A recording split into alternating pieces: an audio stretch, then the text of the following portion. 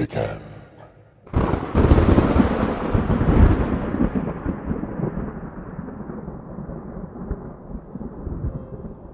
तमाम सुनने वालों को अस्सलाम वालेकुम। Welcome to after hours candid. सबसे पहले तो आप सबसे माजरत चाहता हूँ कि इतने दिनों से आप लोगों के लिए कोई वीडियो अपलोड नहीं की। कराची का मौसम तो हम सबको, कराची में रहने वालों को मालूम ही है कि कराची में जब मौसम बदलना शुरू होता है तो उसके साथ साथ वहाँ पे रहने वालों की तबीयत के अंदर भी जो है वो बदलाव आना शुरू हो जाता है। गला ख़राब, खांसी, नज़ला, बुखार। तो मैं भी इन सब चीज़ों का शिकार हो गया था, जिसकी वजह से मैं इतने दिन से आप लोगों से दूर रहा। उसके लिए माज़रत।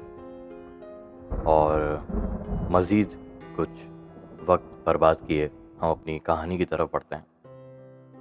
आज की जो कहानी है आफ्टर आवर्स कैंडिड में, वो कराची के एक बहुत ही मशहूर ऑडिटोरियम की है। मैं उसका नाम तो नहीं ले सकता, लेकिन इतना आप लोगों को ज़रूर बता सकता हूँ कि वो ऑडिटोरियम साइट एरिया में कहीं बना हुआ है। वहाँ पे कई स्टेज ड्रामा रिकॉर्ड हुए, शूट हुए, कई ड्रामे रिकॉर्ड हुए, कई म्यूज़िक वीडियोस रिकॉर्ड हुई हैं।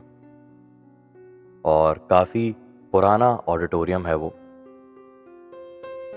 वहाँ की एक कहानी लेट 80s की या अर्ली 90s की मैं आप लोगों से शेयर करना चाहूँगा। मेरी आवाज़ में अभी भी आप लोगों को थोड़ा भारीपन और एक नज़ले की कैफियत महसूस हो रही होगी, उसके लिए माज़रत।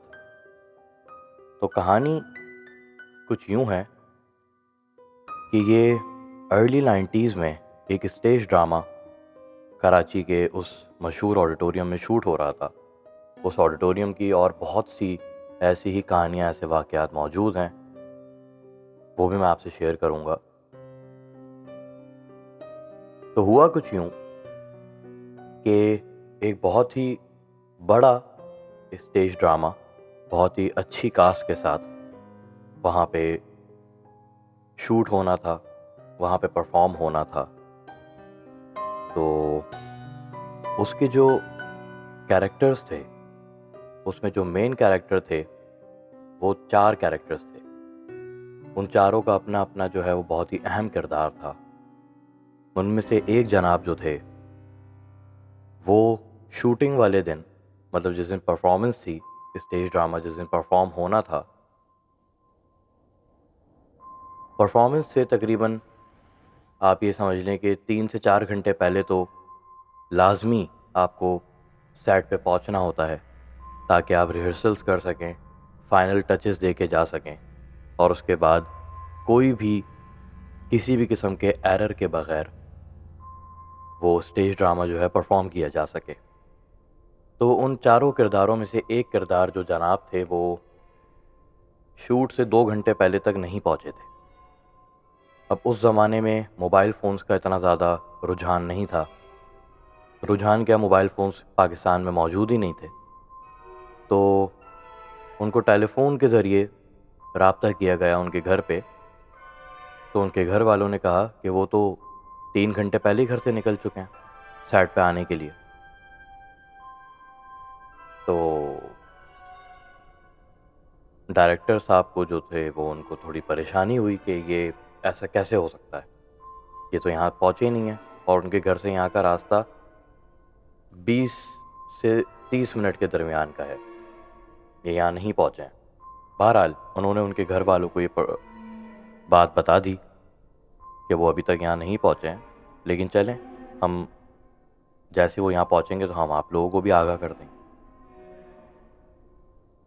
अब हुआ कुछ यूँ कि ड्रामा शुरू होने में सिर्फ़ और सिर्फ 45 मिनट रह गए। उनका कोई अता पता नहीं था।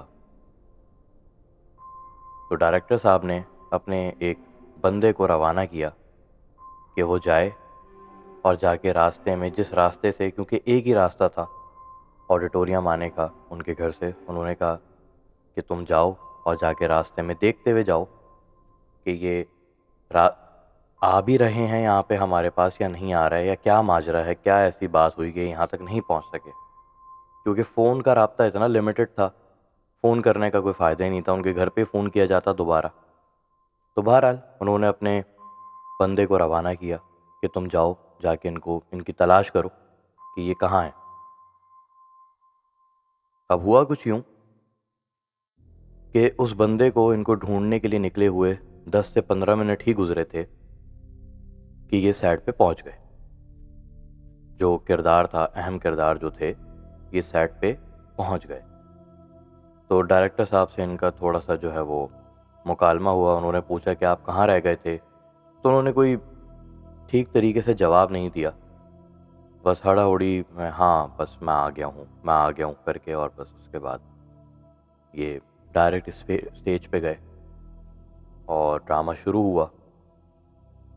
बहुत देर वो ड्रामा, स्टेज ड्रामा जो है वो चला,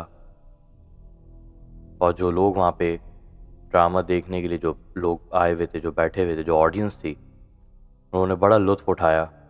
बहुत अच्छी परफॉर्मेंसेस हुई और ड्रामा अपने इख्तिताम को पहुंचा। अब वो जो अहम किरदार जो थे, जो बहुत लेट पहुंचे थे ड्रामा में, उनका कुछ अनयूजुअल बिहेवियर ऑडियंस भी नोट कर रही थी, डायरेक्टर साहब भी कर रहे थे कि ये परफॉर्मेंस तो बहुत अच्छी हो रही है, ड्रामा भी बहुत अच्छा चल रहा है, लेकिन इनके चाल में और इनके अंदाज़े बयां बहुत मुख्तलिफ हुआ है।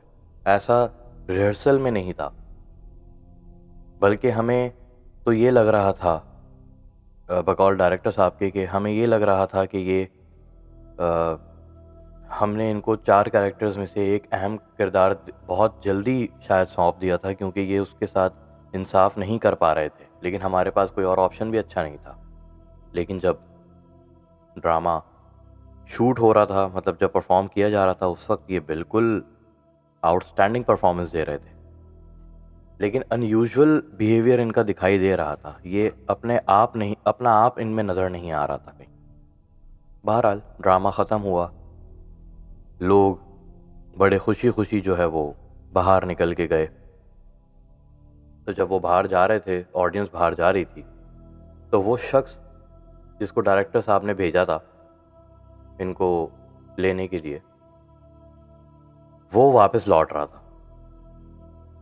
तो उसने ऑडियंस को उठते जाते हुए देखा, तो कहा कि ऑडियंस के लोगों से उसने किसी से पूछा रोक के कि क्या ड्रामा ख़त्म हो गया? तो लोगों ने कहा हाँ ड्रामा तो हो गया ख़त्म।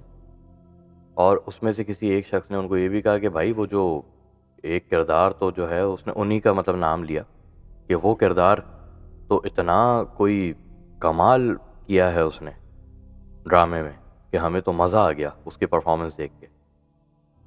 अब ये उस आदमी ने सुन लिया, लोग बाहर जाते रहे, वो मुंह नीचे करके घबराया हुआ, परेशान, वो अंदर की जानिब बढ़ा।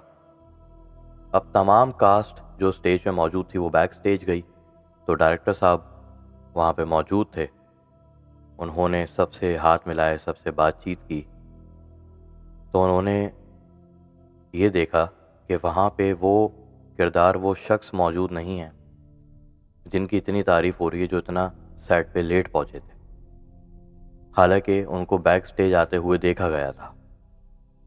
बड़ा तलाश किया, बहुत ढूंढा कि ये क्या माजरा है और ये क्यों अभी नज़र नहीं आ रहा है, अब दोबारा गायब हो गए, कहाँ चले गए, कहीं बाथरूम तो नहीं गए, कहीं किसी और रूम में तो नहीं चले गए।